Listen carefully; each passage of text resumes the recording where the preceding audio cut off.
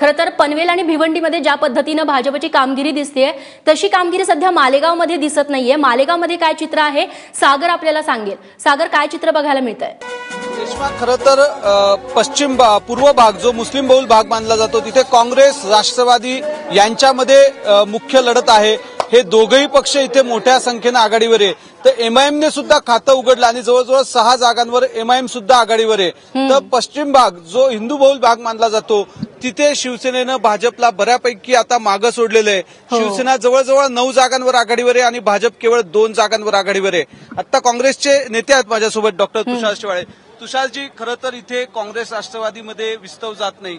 जरी राज्यात तुमची युती असली तर इथे तुम्ही विरोधात लढतायत। काँग्रेस आणि राष्ट्रवादीच आता आघाडीकडे पुढे सरकताना दिसत आहे। समजा जर उद्या जागा अधिक झाल्या तर तुम्ही दोघे एकत्र येणार का? विषय असा आहे की काँग्रेसला मेजॉरिटी मिळेल अशी आमची अपेक्षा आहे आणि जर मेजॉरिटी समजा काही सीट कमी पडले, जागा कमी पडल्या तर त्यासाठी ज्यांना मालेगाव शहराचा विकास पाहिजे आहे अशा पक्षांच्या निवडलेल्या सदस्यांबरोबर पक्षश्रेष्ठी खासदार आमचे अध्यक्ष अशोकरावजी चव्हाण साहेब झाले, रशीदभाई आहेत जिल्हा अध्यक्ष, हे सगळे विचार करून निर्णय घेतील आणि तो योग्य निर्णय घेईल असं मला वाटतं।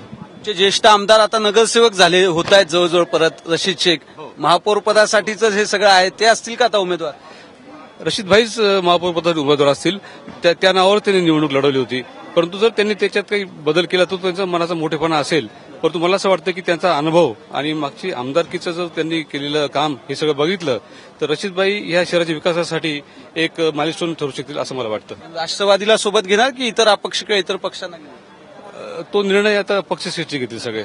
ज्ञानदा, एका महत्वाच्या गोष्टीकडे लक्ष वेधू इच्छितो की आमदार जे आहेत माजी म्हणजे विद्यमान आमदारांचे जे वडील आहेत आमदार रशीद शेख हे आता नगरसेवक होत आहेत आणि ते जर नगरसेवक झाले तर तेच महापौर पदाचे आमचे दावेदार असतील असं काँग्रेसने आता जाहीर केलं आहे। दुसरीकडे पश्चिम भागामध्ये शिवसेना जी आहे ती आघाडीवर चालते। काय खरं तर इथे भाजपकडनं गिरीश महाजन असतील आणि तुमच्याकडून शिवसेनेकडून दादा भुसे दोघांनी फार प्रतिष्ठापणाला लावलेली होती। आत्ताचे एकूण जर अंदाज बघितले तर काय प्रतिक्रिया? प्रतिष्ठापणाला त्यांनी लावली होती। आम्ही केलेलं काम आणि विकास, गेल्या महापालिकेतही शिवसेनेचे 11 नगरसेवक होते, यावेळेस त्याच्यापेक्षा जास्त नगरसेवक राहतील। दादाभाऊ भुसेंच्या माध्यमातून जो विकास केलेला आहे आणि मी मागेही बोललो त्या पद्धतीने मालेगाव शहराचा विकास जनतेला हवा आहे आणि भयमुक्त मालेगाव आम्हाला करायचं आहे।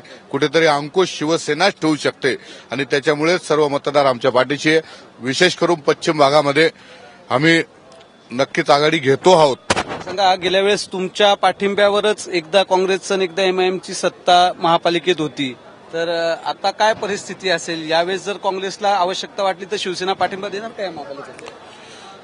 एमआयएमला आम्ही पाठिंबा दिलेला नव्हता। आम्ही पक्ष पाठिंबा होता, आपण निवडणुकीत एमआयएमला पाठिंबा दिलेला नव्हता। आम्ही पाठिंबा दिलेला अपक्ष म्हणून जे निवडून आलेले एनसीपीकडे होते, त्याच्या अगोदर काँग्रेसचा महापौर होता।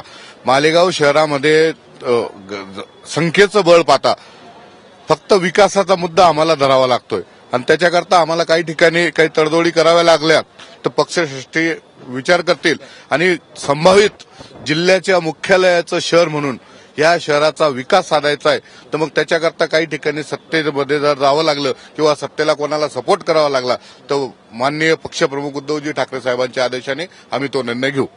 नाना, मला सांगा की पत्रकार म्हणून आपण ज्या या सगळ्या घडामोडींकडे बघतायत मालेगावातल्या, पश्चिम भागामध्ये विशेषतः जिथे शिवसेना आणि भाजपची प्रतिष्ठापनाला लागलेली होती, भाजपला केवळ 2 जागा मिळताना दिसत आहे आणि आता 7-8 जागांवर जे आहेत ते शिवसेना आघाडीवर आहे। काय वाटते तुम्हाला? नाही, याच्याबद्दल सहकार राज्यमंत्री आपलं दादा भुसे यांनी उमेदवार बदलण्याची जी खेळी केली हा निश्चितच एक शिवसेनेसाठी प्लस पॉइंट आहे। नवीन चेहरे आहेत आणि गेल्या शिवसेनेच्या सर्वच नगरसेवकांबद्दल नाराजी होती असं नव्हे, परंतु नवीन चेहरा नवीन उमेद हा एक त्यांना प्लस हे झालं।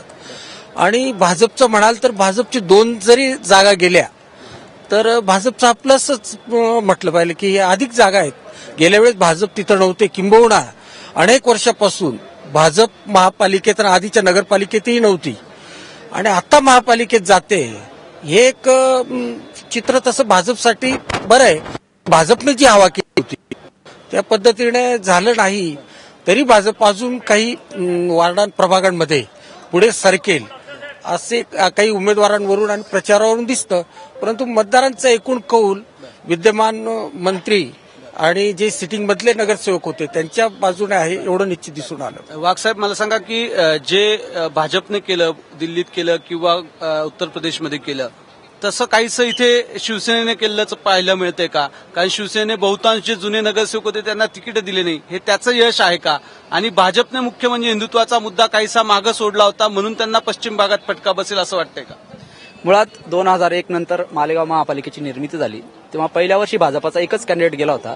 नंतर भाजपाचा एकही सीट उमेदवार निवडून गेला नाही. भाजपाची पक्ष संघटना बांधणी जी होती ती प्रचंड कमजोर होती. यावेळेस अद्वै हिरे आणि सुनील गायकवाड यांच्या भाजपा प्रवेशामुळे भाजपाला बऱ्यापैकी परिस्थिती आली आणि त्याच्यामुळे भाजपाने जास्तीत जास्त जागांवर उमेदवार देण्याचं ठरवलं. भाजपाने जरी खूपशा जागांवर उमेदवार दिले तरी भाजपाचे विद्यमान 4 नगरसेवक जर वगळता इतर जे चेहरे होते ते फक्त भाजपा कार्यकर्ते, परंतु त्यांनी केलेली कामं त्यांच्याशी जर लोकांशी असलेला त्यांचा जनसंपर्क हा जवळपास नगण्य होता. या तुलनेत जनसंपर्क सेनेचा खूप चांगला होता आणि सेनेचे राज्यमंत्री दादा भुसे यांचाही खूप लोकांशी निकटचा संबंध आहे. जनसंपर्क, अटॅचमेंट आणि कामं याच्या बाबतीत सेना उजवी होती, कारण सेनेचे नगरसेवक यावेळेस 11 होते, मागच्या वेळेस 8 होते. म्हणजे सेना सातत्याने सभागृहात गेलेली आहे, कामं करते हे प्रभागामुळे. आणि भाजपाकडे कोणतीही सत्ता किंवा त्याचे नगरसेवक नसल्यामुळे त्यांची अटॅचमेंट लोकांची नाही, कामांची नसल्यामुळे हा त्याचा परिणाम आहे. आपण बघू शकतोय खरं तर निकाल अजून बाकी आहेत. शिवसेनेच्या 9 ते 8 जागा ज्या आहेत तिथे शिवसेना आघाडीवर आहे, विजयी जवळजवळ निश्चित मानला जातोय. भाजपनेही 2 जागांवर विजय निश्चित केल्याचं बोललं जातंय. त्याच्यामुळं निकाल अजून येतील तशा अजून या संख्या वाढतील असं म्हटलं जातंय.